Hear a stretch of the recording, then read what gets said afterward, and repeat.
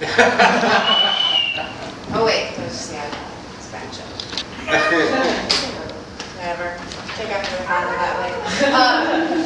So, I'm going to read this on mic, but Should we check to see if there's anybody else? is there anybody else? Nobody else is on the list, right? Okay, that sounds good. So I think one really cool thing about like Chicago, and there's a couple other things around like this, is that it gives a place for everybody just to come and to be who we are. And I think what's really cool is that stuff happens here and it doesn't have to go outside these four walls, and I think that's awesome at some point. And I also think one of the things that's cool is that you create a new family sometimes, and sometimes you need that. And so this last piece that I'm going to read is called Last Chapter, and it actually is the last chapter of the memoir that I'm writing. So I'm just going to let it be. I have a new family now waiting for me, one that sees me for who I am, and one who I can become in the future, regardless, loves me for no other reason than me. I was born into a family where I was invisible. I learned very early on to escape into my imagination, where my way of preserving myself. Being an invisible baby meant never receiving the love that you needed, just the care that was done out of obligation because you were biologically related. Being an invisible kid meant playing alone in a closet to escape the chaos and the noise. Being an invisible teenager meant making yourself invisible by not eating.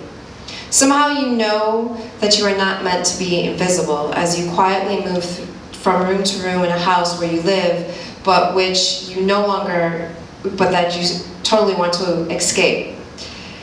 Maybe I escaped into my imagination because only I could see what I knew to be true. Maybe I escaped into my imagination because I was invisible to my family where I was born into, and to them I was invisible.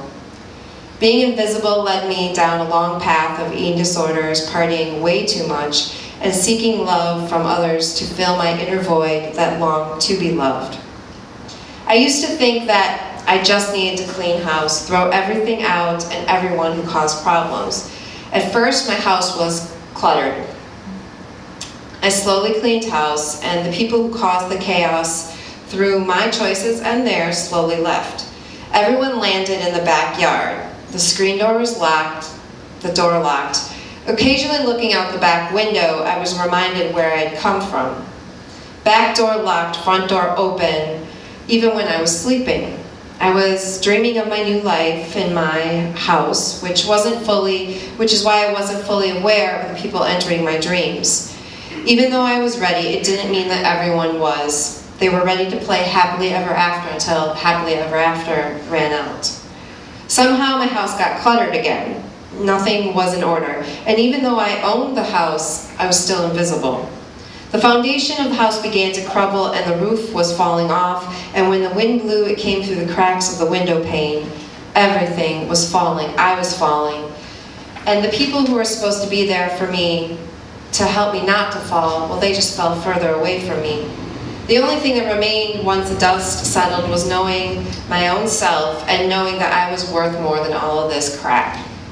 So I asked everyone to leave again and to join those out in the backyard. At this time, to please take all your personal possessions along with them. Please don't take up my space anymore. New people were wanting me to enter into my home, but they were happier outside, across the street, in a field, climbing trees, where they used their imaginations to tell stories, to create happiness for others.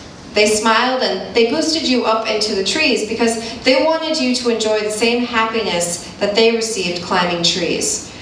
I joined them for a while, picking apples and watching the sky, and I realized I had to go back in and clean up the house.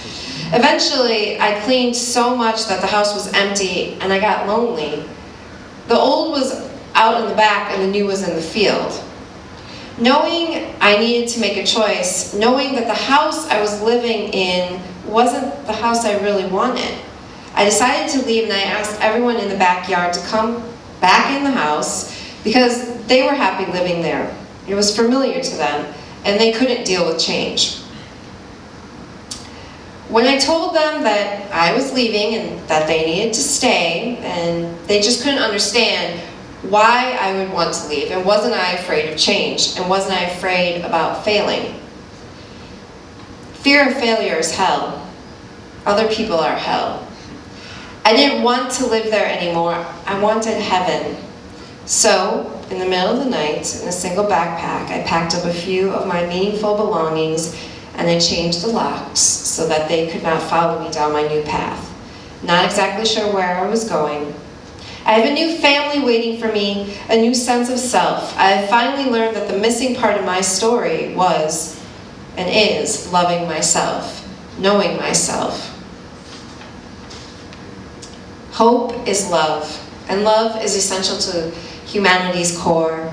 Love and hope transcend through time and generations, and love is the vital core to humanity. It is what keeps humanity going, but it has to start with an honest love of yourself. We have to be able to say, I am worth more than this present moment, and I will find a way out of this. I will surround myself with people who love me for no other reason than me. And I am not ashamed of my past, for I use it to help me grow into a better person with more love and compassion for others. I will love everyone, but I will only give my love unconditionally to those who deserve it, for those who understand the gift of the moment. That gift is a smile, it is laughter over the phone, a true understanding of what makes you unique. I will stop waiting for my life to happen for me. When all else falls away, what we truly grasp for is the knowledge of ourselves. Some people will choose comfort and security, the knowledge that comes from others' superimposed ideals. But for those of us whose quest for knowledge is a lifelong journey, our path is a little less fearful, a little circling back around, is a full circle, a perfect circle, a path less taken but one with pure fulfillment. It is an idealism that is strange to so many. This is our personal story that follows us to hold on to hope, to love, to endless compassion. I have a new family waiting for me. I am not sure where this new family and path in life will take me, but I know for the first time in my life that everything is going to be okay. And I know this because I am no longer invisible. I will someday build my home out of bricks and mortar that will never crack. And when the howling wind shakes the window pane, my house will not break because my foundation is built on love.